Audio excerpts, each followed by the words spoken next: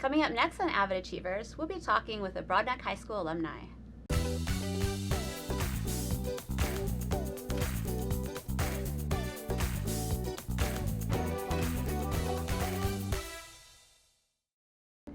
Hello, I'm Jennifer, the host of AVID Achievers. And in the studio today is Zoe Shevitz, a former AVID alumni from Broadneck High School. Zoe, thank you so much for joining me today. Thanks for having me. Now, how long were you in the AVID program? I was in AVID from 6th to 12th grade, so I think that's 7 years. Yes, some people say 6, but it is 7 years, yes. Now, what made you decide to take AVID at the high school level? So I had some friends who had took it in high school and told me that they gave us time to work on college applications and gave us time to ask questions and do research in the class, and that was really important to me because I knew I was going to be involved a lot in high school in different activities, so I was worried I was not going to have the time or I'd have questions, so it seems like a good thing to continue in high school. Now, did you always know that you wanted to go to college, or were there other things you were thinking about? I always knew I wanted to go. Both my parents went, so it's not like I had to go, but it was always just oh, you're good, college, it's gonna be fun. So I don't know, it was just always in the back of my mind that I was gonna go, so. Okay. Now, thinking back over the 4 years of high school, what would you say were maybe the top 3 benefits that you received from the AVID program? Probably Cornell notes.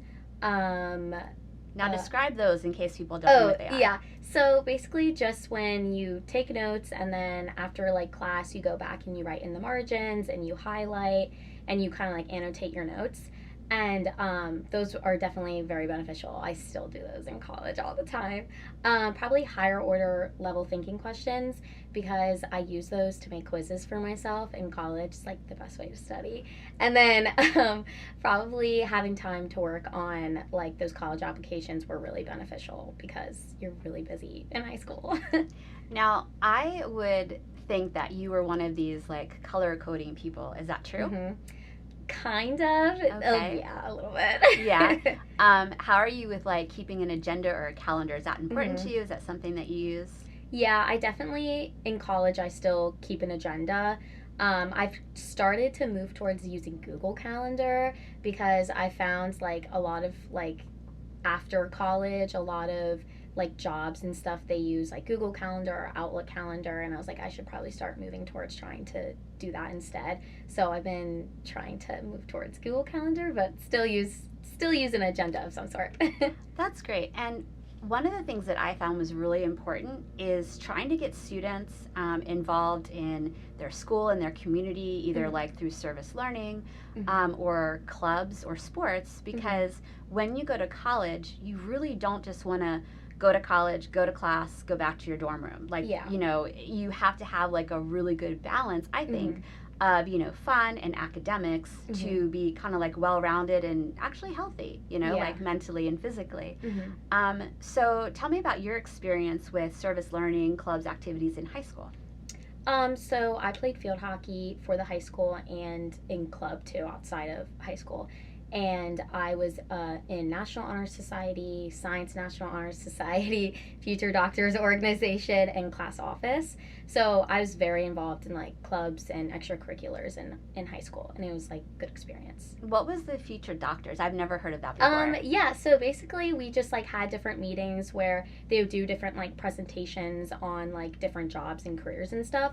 And I think there was one time we toured the hospital. It was really cool. It was just learning about different medical fields. So is that something that you were leaning towards? Is that why you decided to do it, or? To be honest, I wasn't really sure exactly. I was thinking about dentistry a little bit in high school, but I was definitely leaning towards environmental science, which is definitely not the medical field, but it can be associated. So yeah, it was definitely something I was thinking about. So it was definitely cool to kind of explore that when I had the opportunity.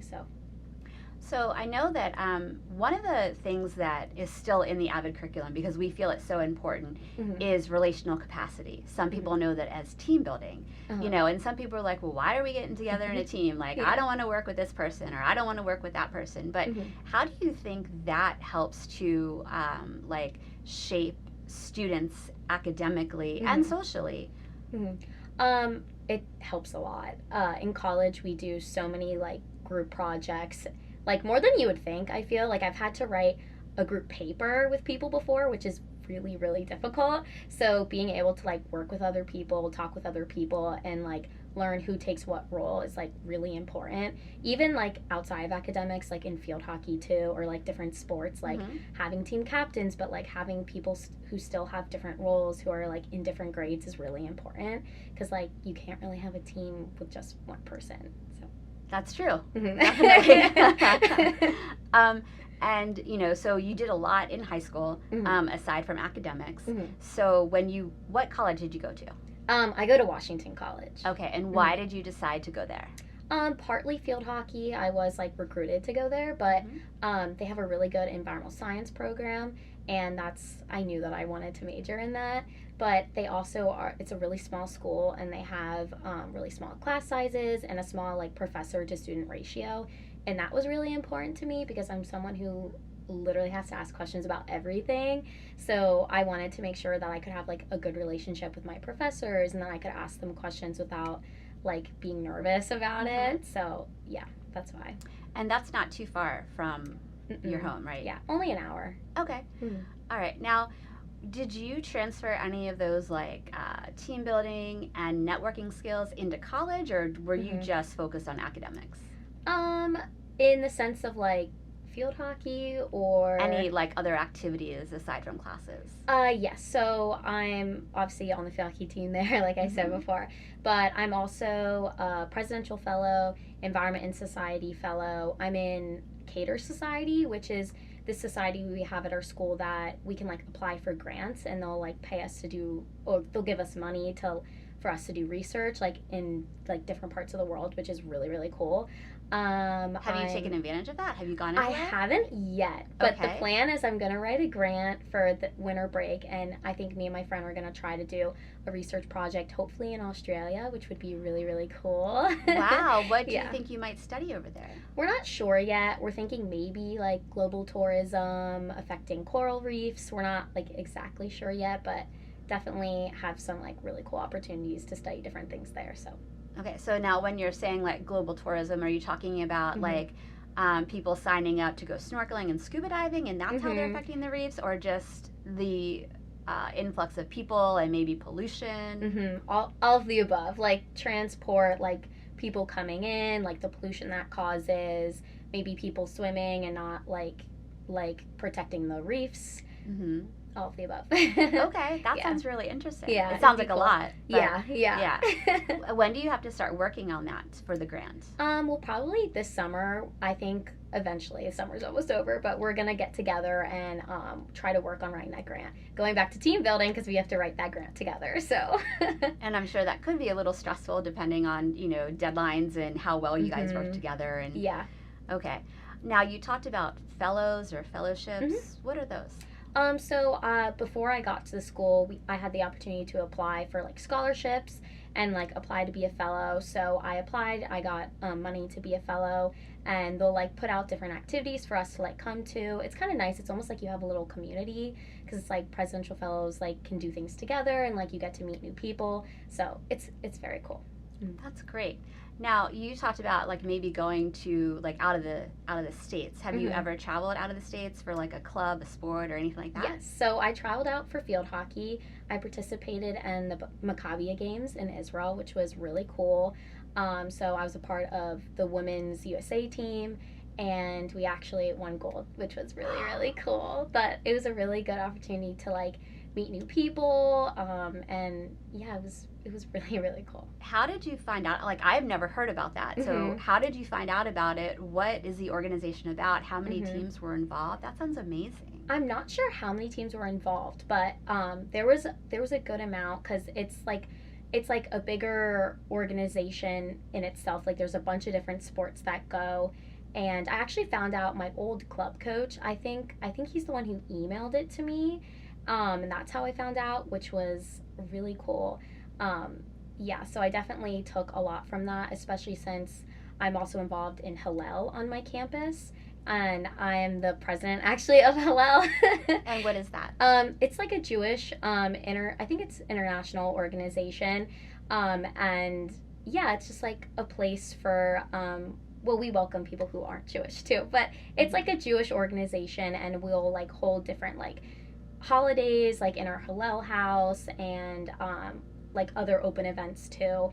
But it's a really good way to get to know other like Jewish students at your school. So Now, it sounds like you're really involved in a lot of things. yes. And I'm sure you're taking like a full schedule of academics. Mhm.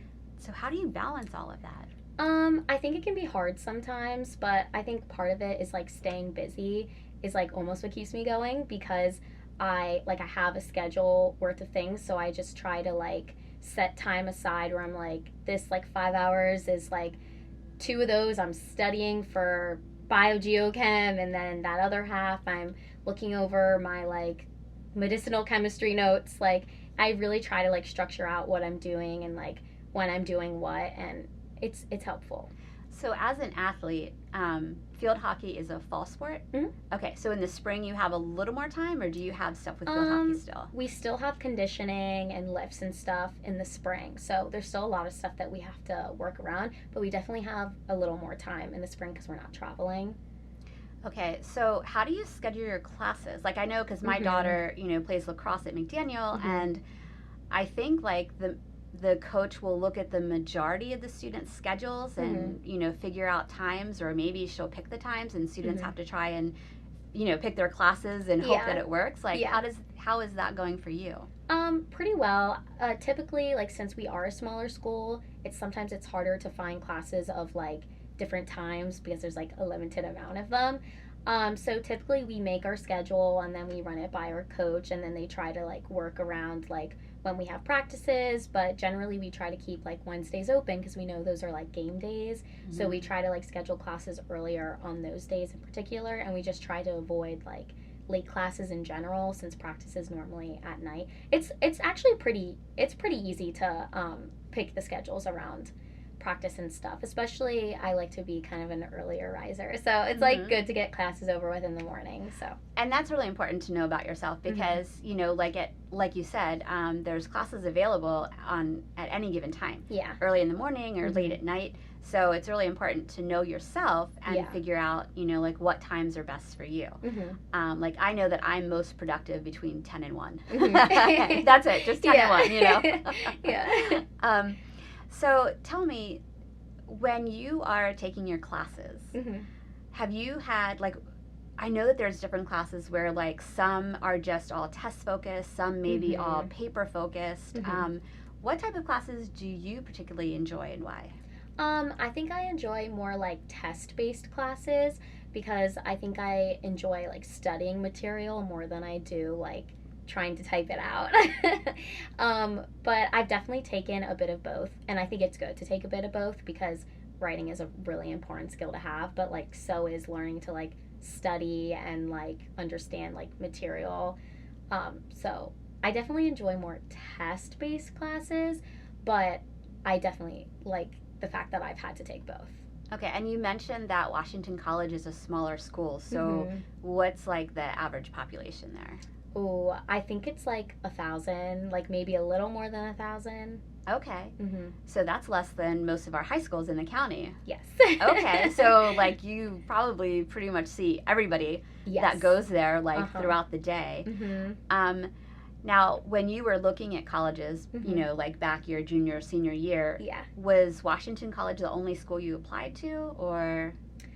It was because I had already committed there for field hockey, and I did early action. Isn't that what it's called? Yep. Yeah. So I did early action. So I was gonna get my, I'll get my like acceptance back before like regular decision. So I would have had time to apply to other schools if that need be. And I also did like a pre-read and stuff, so I knew like about how much money like they would give me. So yeah, that was the only school I applied to. Okay, so when you were in high school, you liked a lot of the science classes, and you were involved in different sports and activities. And then when you transferred, or when you went to Washington College, was it freshman year that you decided your major, or did that evolve over time? So at Washington College, you're not allowed to declare your major, I believe, until sophomore year. Okay. So you have time to like take classes and kind of see what you like. Mm-hmm. I knew like right away though that it was still what I wanted to do, so I declared sophomore year. But yeah, there's always a chance to change your mind, but And usually a lot of Yeah. people do, and I hope you don't, because Yeah. you're approaching your senior Senior. year. That would be a little stressful. Yeah. So tell me about the progression of classes from like Mhm. freshman to senior year, because I Mhm. imagine like there's a lot of intro stuff, Yeah. and then you're really focused on your classes. And if it's Mhm. a smaller school, Mhm. how many people are in your like upper classes Yeah. that focus on your major? Mhm. So intro classes are definitely pretty big.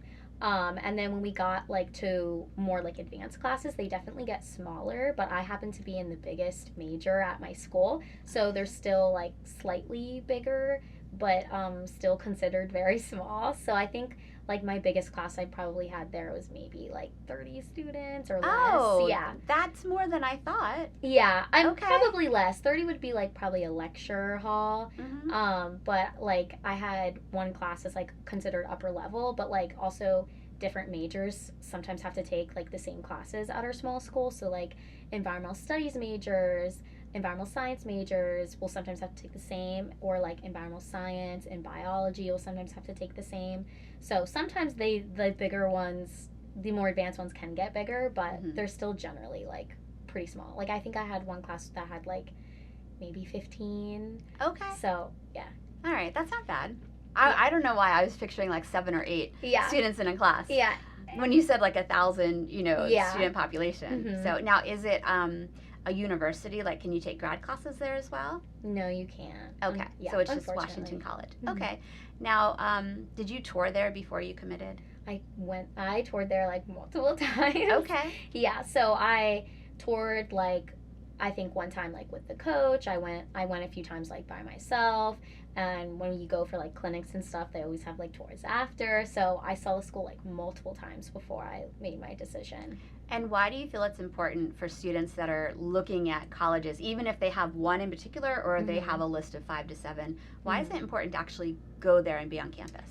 It's very different. Like from pictures, you get a sense of like the community, how even just like how students dress. Like some schools are like more dressy, some schools people like go to class in like sweatshirts and sweatpants, which is like my school, and I like doing that. Okay. So it's like sometimes you get a sense for the community, you get a sense for like just day-to-day life, how crowded campus is, what the town is like. It's just good to like get to know the community and like kind of the day-to-day life you would be a part of. It's a definitely a different feel than just looking at pictures. So, other than field hockey, what Mhm. attracted you to Washington College?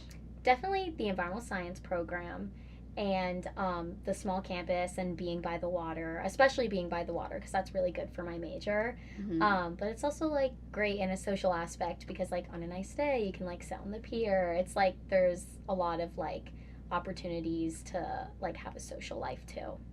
That's great, and that's really important. Mhm. Again, that healthy balance between academics and social Mhm. stuff. So, what do you think? What advice would you give students Mhm. that were thinking about different colleges and Mhm. trying to narrow them down? I feel it's really important to get to know what environment you're comfortable learning in.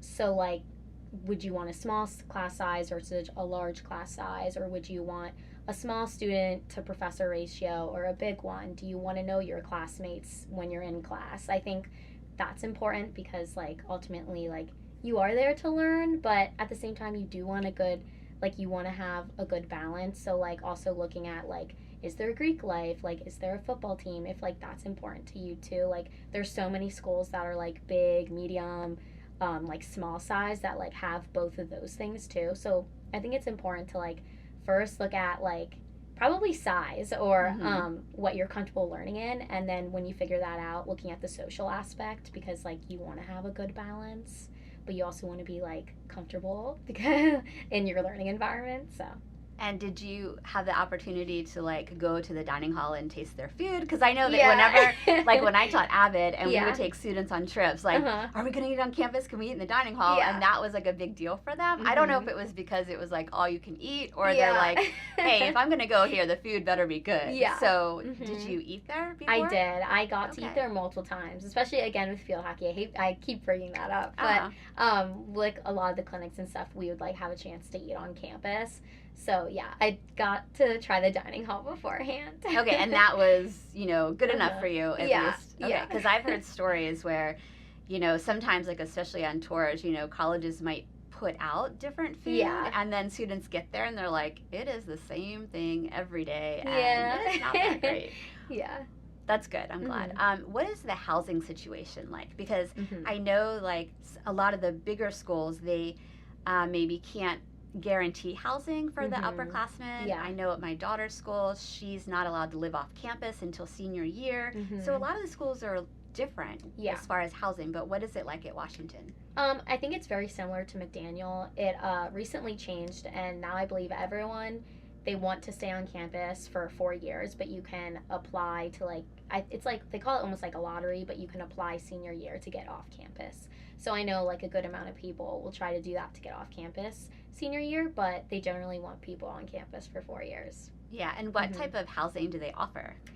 So they have like doubles, they have singles, and the upperclassmen housing, they have suites. So they have like they'll have like Jack and Jill styles where you have only share a bathroom with like 2 other people.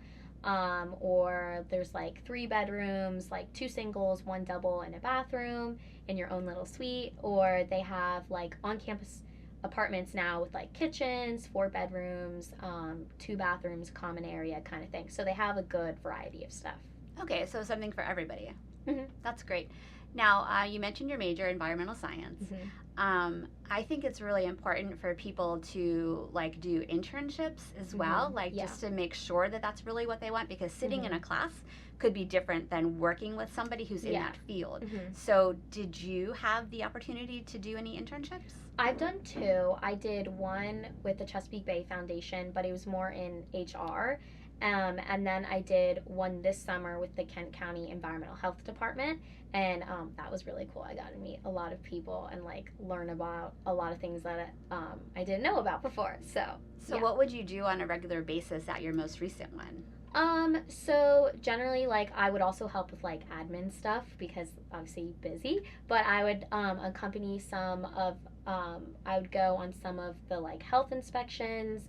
And I would go to different like sites because they would do they did stuff with like septic, so I would like go with them on that. But my main role was beach sampling, so I would take samples at different beaches around Kent County, and then I would transport them to the lab, get the results back, and like post advisories if need be. What type of advisories? So like if there's like high bacteria counts in certain beaches, I would like post an advisory so people would know whether it was like safe or not to swim there, and then if it was like really bad, we would have to close down the beach, and then we would post about that too. And being that you're entering your senior year of college, what are your next steps that you hope to have happen once you graduate? I'm looking at grad schools. I'm still not exactly sure what exact program I want to look into, but I'm trying to do the research now, and then hopefully apply to some grad schools. But I'm keeping my mind open because it's always a good idea to work for a year, to make sure you like what you're doing before you go to grad school. So I'm trying to keep my options open, but I am looking at grad schools right now. So would there be grad schools like along the East Coast, like to try and still be by the water, or probably other places? Yeah. I'm trying to keep my options open there too, because I think I want to try something maybe a little different than what I did for undergrad, because it's always good to get experience, living somewhere else, because you never know if you like it till you do it or till you try it. So yeah, trying to keep the options open. Well, that's great. Zoe, thank you so much for being with us today, and I wish you the best of luck in all your future endeavors. Thank you for having me. You're welcome. Thank you so much for joining us on this episode of AVID Achievers. And don't be afraid to take advantage of your opportunities because you never know where they could lead you.